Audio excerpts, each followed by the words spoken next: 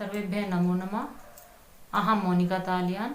आज की वीडियो में हम अपने दोनों ही टैट के टॉपिक शब्द रूप में अपनी ईकारांत स्त्रीलिंग में मति के शब्द रूप करेंगे। इससे पहले मैं आपको आकारांत पुल्लिंग, आकारांत स्त्रीलिंग, नपुंसकलिंग और आपके ईकारांत पुल्लिंग वाले शब्द रूपों की वीडियो बना चुकी हूँ।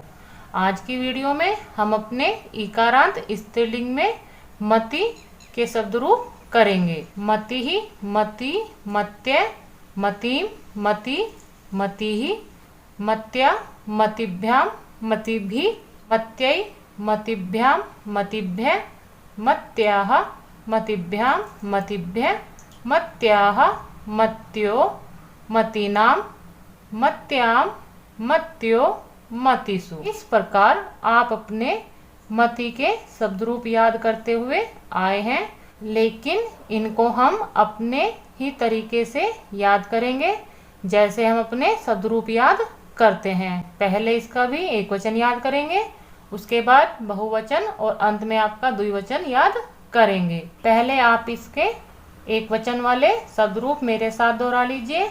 मतिहि, मतिम, मत्या, मत्यै, मत्याः, मत्याः, मत्याम। यहाँ पर आपका जो संबोधन है वह अगले पेज पर लिखा हुआ है, इसलिए वह आपको दिखाई नहीं देगा। उसको आप केवल शब्दों से ही समझ लीजिए। मति का जो संबोधन है आपका एक वचन में वह है आपका हे मते। अब आप इनको दो दो विभक्ति में एक साथ मेरे साथ दोहराइए। मतिहि, मतिम, मत्या, मत्यै, मत्याः, मत्याः, मत्याम, हे मते। इस प्रकार पहले आप इनको एक या दो बार दोहरा लीजिए और उसके बाद इसका लिखित में अभ्यास कीजिए। अब आप अपने बहुवचन वाले शब्द रूप देख लीजिए। इनको भी आप पहले एक एक करके मेरे साथ दोहराएंगे। मत्यः, मतिहि, मतिभि, मतिभ्य, मतिभ्य, मतीनाम, मतिषु, हे मत्य।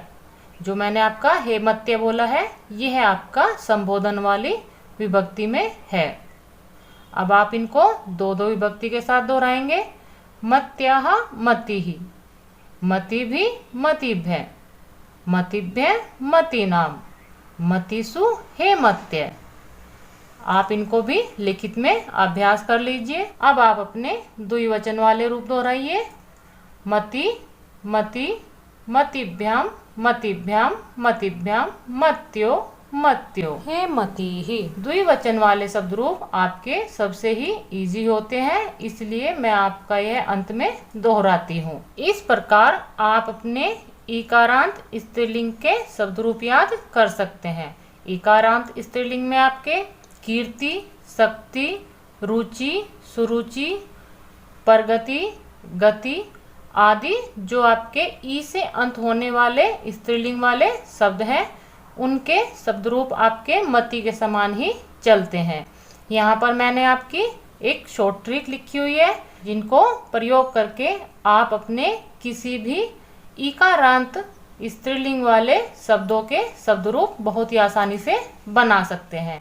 यहाँ पर आपको समझाने के लिए मैंने आपका प्रगति शब्द लिया है।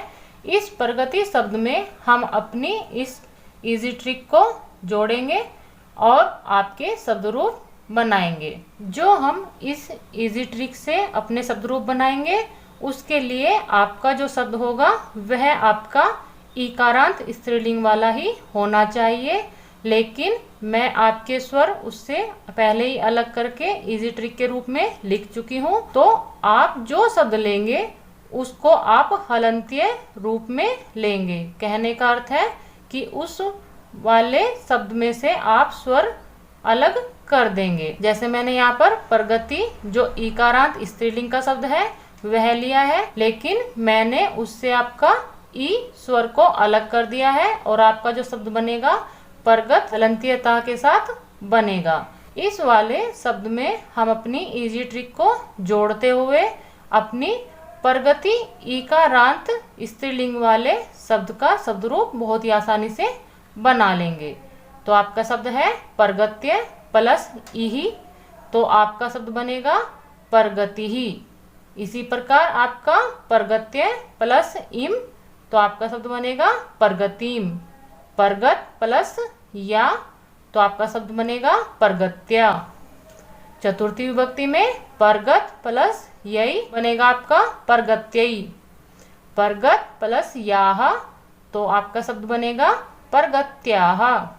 षष्ठी विभक्ति में भी आपका याह ही आपकी इजी ट्रिक है, तो आप अपनी परगत शब्द में याह ट्रिक को जोड़ेंगे तो आपका शब्द बनेगा परगत्याह। आपकी स्त्रीलिंग वाले शब्द रूपों में पंचमी और षष्ठी विभक्ति की एक वचन वाले शब्द रूप एक समान ही होते हैं। सप्तमी विभक्ति में आपका याम, जो आपकी इजी ट्रिक है, वह आप अपनी परगत शब्द में जोड़ेंगे, आपका शब्द बनेगा परगत्याम। और संबोधन में आप जानते ही हैं कि आपकी प्रथमा विभक्ति वालों का ही पुनरावृत्ति हो जाती है, लेकिन एक वचन में आपकी संबोधन में भिन्नता होती है। यहाँ पर जो आपका संबोधन बनेगा वह आपका बनेगा हे परगते। आप अपनी बहुवचन वाली इजी ट्रिक से भी अपने परगति इकारांत शब्द के शब्द रूप बनाना सीख लीजिए।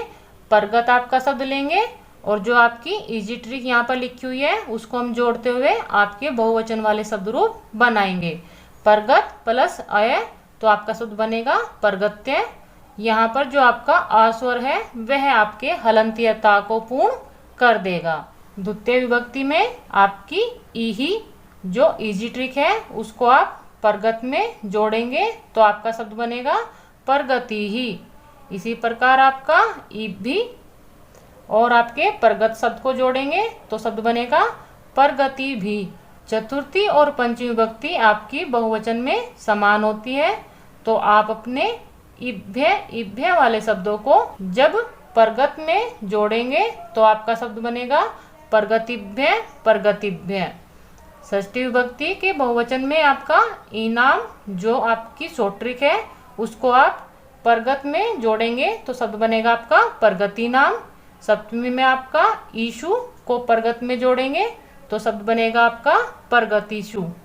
और आपकी जो संबोधन वाली विभक्ति है वह आपके एक वचन की ही पुनरावृत्ति है, तो आपकी शब्द बनेगा हे परगत्य। इसी प्रकार आप अपनी शॉर्ट ट्रिक को द्विवचन वाले शब्द रूप में भी प्रयोग करेंगे। आपका शब्द जो हमने परगति इकारांत लिया है उसके परगत शब्द को ई से जब हम जोड़ेंगे तो आपका ई जो स्वर है वह आपके हलंत्यता को पूर्ण करेगा और अपनी मात्रा के रूप में आपको मिल जाएगा, तो शब्द बनेगा आपका परगति। द्वितीय विभक्ति में भी आपका परगति ही बनेगा। तृतीय, चतुर्थी और पंचमी विभक्ति में आपके एक समान होते हैं, तो आप अपने परगत शब्द में इभ्याम जब जोड़ेंगे तो आपका शब्द बनेगा परगतिभ्याम परगतिभ्याम परगतिभ्याम। षष्ठी और सप्तमी विभक्ति आपकी एक समान होती है। इसमें जो आपकी शॉर्ट ट्रिक है वो है आपकी योहो, तो आप अपने परगत शब्द में जब योहो जोड़ेंगे तो आपका परगत्योहो परगत्योहो इस रूप में शब्द आपको मिल जाएंगे। संबोधन में आपका जैसे मैंने बताया है कि आपके प्रथमा विभक्ति का ही पुनरावृत्ति होती है, लेकिन आपके ईकारांत स्त्रीलिंग में आपकी प्रथमा विभक्ति में यहाँ पर आपके विसर्ग नहीं है, लेकिन संबोधन में आपके हे परगति ही विसर्ग के साथ आपका शब्द आएगा। तो आप अपने इस प्रकार इकारांत स्त्रीलिंग के शब्द रूप बना सकते हैं। इन वाले शब्द रूप का आप लिखित में अभ्यास कीजिए, जो मैंने आपको परगत की शॉर्ट ट्रिक से समझाए हैं। आप अपनी वह वाले शब्द रूप भी लिखकर अभ्यास कर सकते हैं, या उससे अलग जो आपके कीर्ति, शक्ति, रुचि कहने का अर्थ है कि जितने भी आपके इकारांत स्त्रीलिंग के शब्द रूप हैं उनमें से आप किसी पर भी अपनी शॉर्ट ट्रिक पर अभ्यास करके अपने इकारांत स्त्रीलिंग वाले शब्दों को अच्छे से याद कर सकते हैं। आप जितना लिखित में अभ्यास करेंगे संस्कृत विषय में आप उतना ही अच्छा कर पाएंगे। मिलते हैं आपकी अगले वीडियो में, जो आपकी इकारांत नपुंसक लिंग की होगी। सर्वेभ्यः नमो नमः।